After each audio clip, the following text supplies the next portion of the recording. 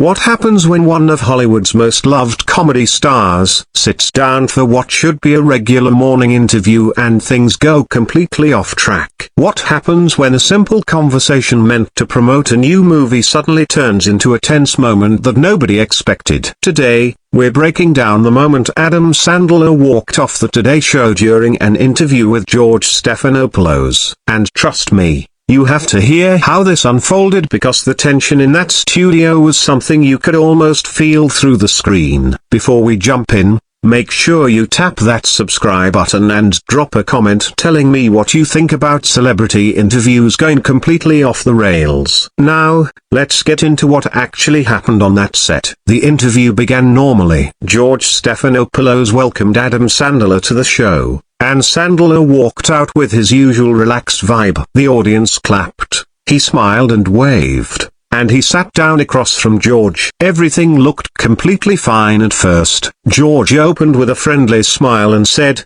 "Adam, great to have you. You've got a new movie coming out and fans seem excited, but I want to begin with something that's been talked about a lot recently. There's been plenty of discussion about comedy in today's world, and some of your older films have been criticized. How do you react to people who say parts of your early work didn't age well?" Right away, you could see a small shift in Sandler's face. It wasn't dramatic, but it was there. He nodded a little and said, "Well, George, comedy is meant to push limits. It's meant to make people laugh, sometimes even make them uncomfortable. When you look at comedy from 10, 15, 20 years ago through today's point of view, of course it's going to seem different. But judging old movies by modern rules isn't really fair to the people who made them back then." George leaned in a bit and said, "But don't you think creators have some responsibility for the impact of their work? When some of your films use stereotypes or portray certain groups in ways people now find offensive,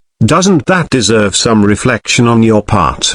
Sandler rubbed his chin and said, "Sure, I reflect all the time. But here's the thing. I made movies that millions of people loved. They laughed with their families, they had fun. So when people tell me I should apologize for making people happy, that doesn't sit right with me." The room got quieter. George continued, "I'm not saying you need to apologize for making people happy. I'm saying some of the humor, some of the characters, some of the portrayals, maybe they deserve another look. Would you make those movies the same way today?" Sandler shifted in his chair. "Probably not, because everything is different now. But that doesn't mean what I did back then was wrong. It just means the culture changed. Culture always changes. But I'm not going to sit here and talk badly about my own work because some people decided years later that they're upset about it."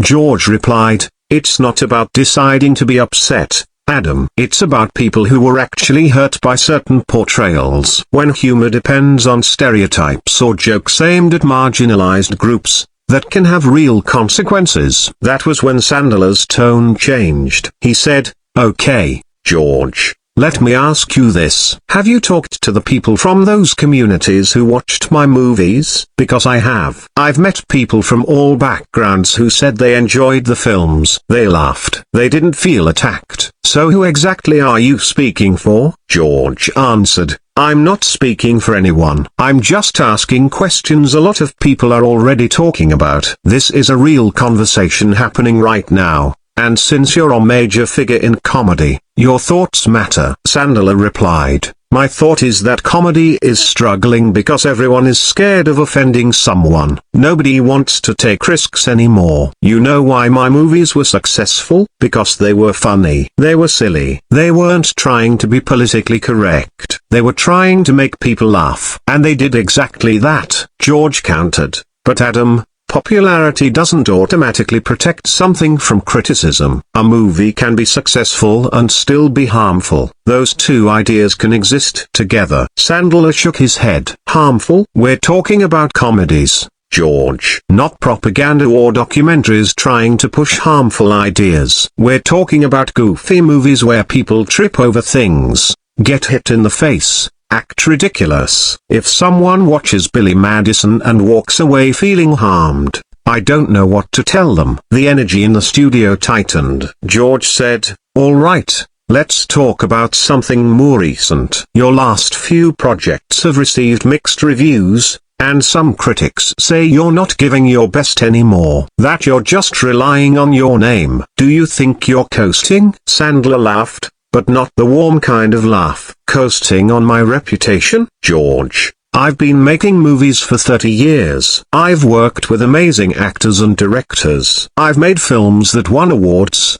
films that flopped, films that became cult favorites. When someone says I'm coasting, what they really mean is they didn't like my recent work. That's all it is. Not every movie is for every person. George said, but don't you want to push yourself? Don't you want to do more dramatic roles? You showed in Uncut Gems that you can deliver incredible performances. That clearly bothered Sandler. He said, when I want to. What does that even mean? You think I'm not acting in my comedies? Making people laugh is extremely hard. And you just threw away 30 years of comedy work by saying I can act when I want to.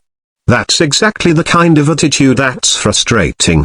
George tried to soften his tone. I didn't mean it like that. I just meant people enjoyed your dramatic work and wonder why you don't explore it more. Sandler cut in. Because I don't want to. I love making comedies. I love working with my friends. I love making things that make people laugh. Why is that so complicated? Why does everything need to be serious and award-worthy? Why can't something just be fun? The studio was silent now. George said, fun is fine, Adam. But you're in a position where you could use your platform too. Sandler interrupted again. Use my platform for what? My platform is comedy. That's what I do. And if that's not enough for you, then maybe we shouldn't keep talking. George looked surprised. He said, I respect comedy. I'm just trying to have a conversation about it. Sandler cut him off. This isn't a conversation. It's an interrogation. I came here to promote a movie, and you're asking me to defend my entire career. You want me to apologize for things I don't regret. You're acting like comedy is some kind of crime. George said,